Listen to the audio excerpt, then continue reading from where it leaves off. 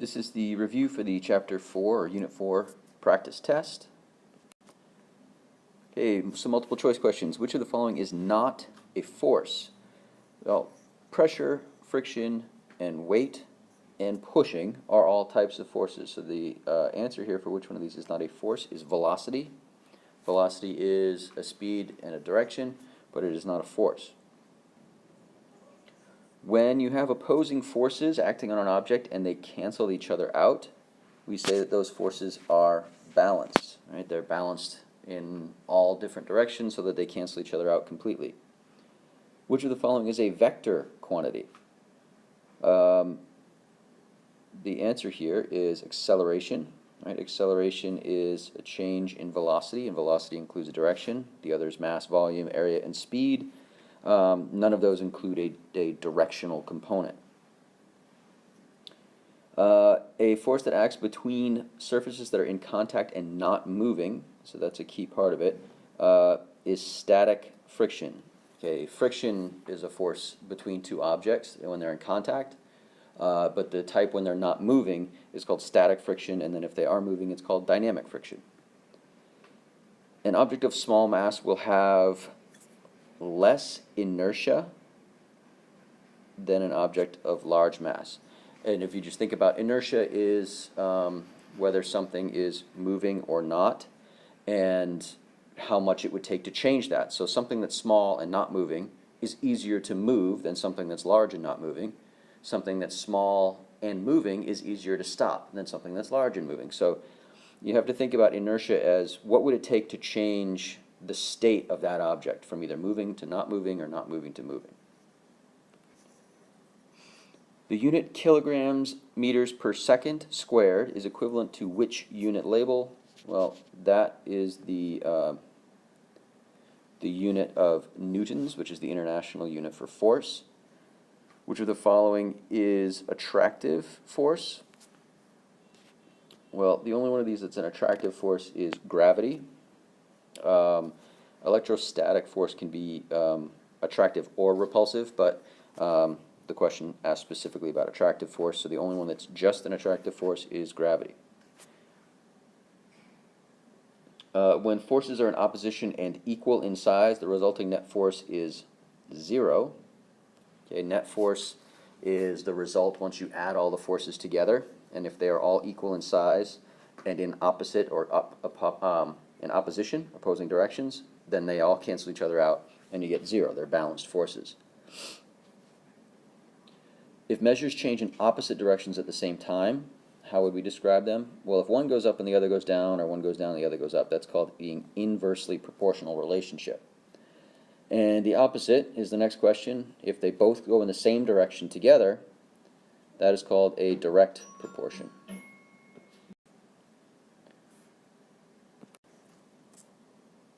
Okay, the acceleration of objects around the moon due to gravity is 1.6 meters per second squared.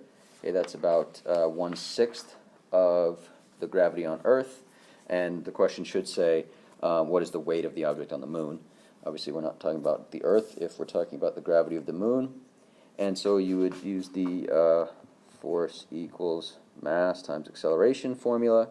You would plug in the mass of 75 kilograms, 75 kilograms times 1.6, and you get an answer of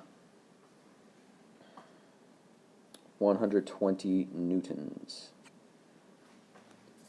Okay, what is the acceleration used to determine weight on Earth? Well, that is the force of gravity, the attractive acceleration of gravity, 9.8 meters per second squared. Okay, if you are pushing a grocery cart, and we're going to use, again, the F equals ma formula for this, we're given an acceleration of 3.25 meters per second squared and a mass of 106.4 kilograms. When you multiply those together, you end up with 345.8 kilogram meters per second, and that should say squared, or it could say newtons. Either one would be correct. Okay, if Patrick hits the softball and exerts a force threw the bat on the ball of 84.69 newtons, what is the best estimate for the force the ball exerts on the bat and the batter? Well, this goes to Newton's third law, which is the law of opposite reactions. And so what it says is that for every action there is an equal and opposite reaction, which means if Patrick hits the ball with a force of 86.69 newtons, then the ball hits the bat with a force of 84.69 newtons. Okay, there was a typo in this next one in the answers. We're using the F equals ma formula, and we actually end up here with 742.1 newtons. One thing to keep in mind is this number is in grams and it needs to be in kilograms. So you would move the decimal point over. So 7,000 grams is 7.27263 kilograms. So when you're doing these calculations, make sure you check the question. If it gives you grams, you have to move that decimal over 3 times to the left and turn it into kilograms. Which of the following is a measure of force? Well, the only one that has the completely correct unit is this one here, kilogram meters per second squared. And if we're playing field hockey and we hit the ball, this is another one that had a typo. Again, you've got grams, make sure you convert that to kilograms, and then we're going to use the force is mass times acceleration formula, and we end up with 29.269, which we would round to 29.27 newtons. Okay, and then another one, again, we've got grams here, so you've got to convert that. What is the weight of the book in newtons? Well, we're on Earth, so the acceleration is 9.8 meters per second. The mass is 2.42 kilograms times 9.8, and that equals the force, which is, in this case, the weight. And that comes down to 23, and this should be 23.716 newtons. Okay, if we're throwing the basketball toward the hoop, the acceleration here is, since we have force equals ma, we're given force and we're given the mass, so what we would do is force divided by mass equals acceleration, and when you divide 17.25 newtons times, and this would be 0.8759 kilograms, always make sure you convert that to kilograms, you end up with 19.7 meters per second squared as the acceleration. What is the acceleration of an object? And this is the same type of problem. We got force equals mass times acceleration, or force divided by mass equals acceleration.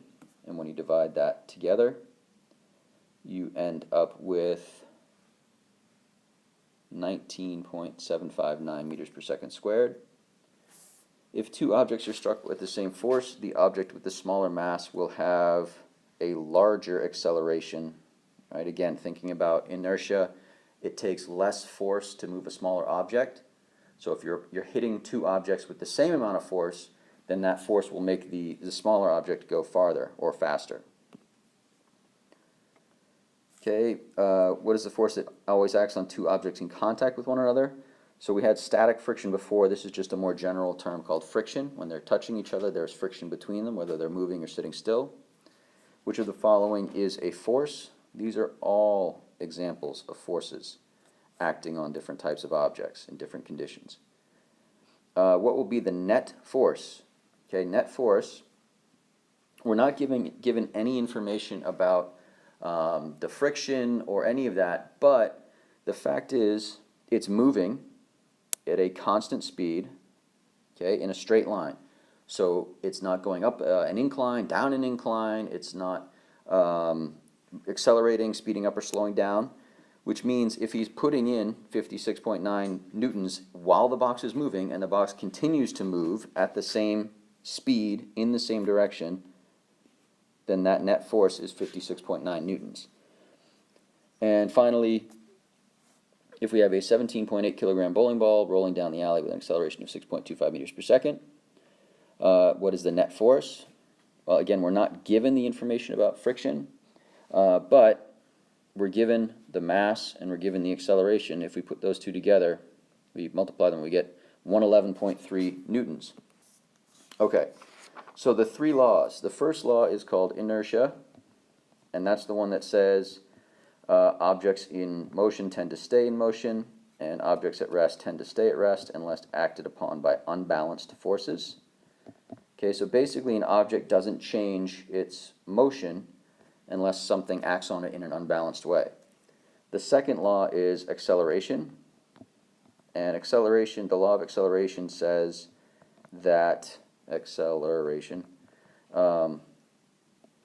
it says that the acceleration is directly proportional to the force, but inversely proportional to the mass. So the more force, the more acceleration you get, but the more mass, the less acceleration you get. So mass and acceleration go in opposite directions, force and acceleration go in the same direction.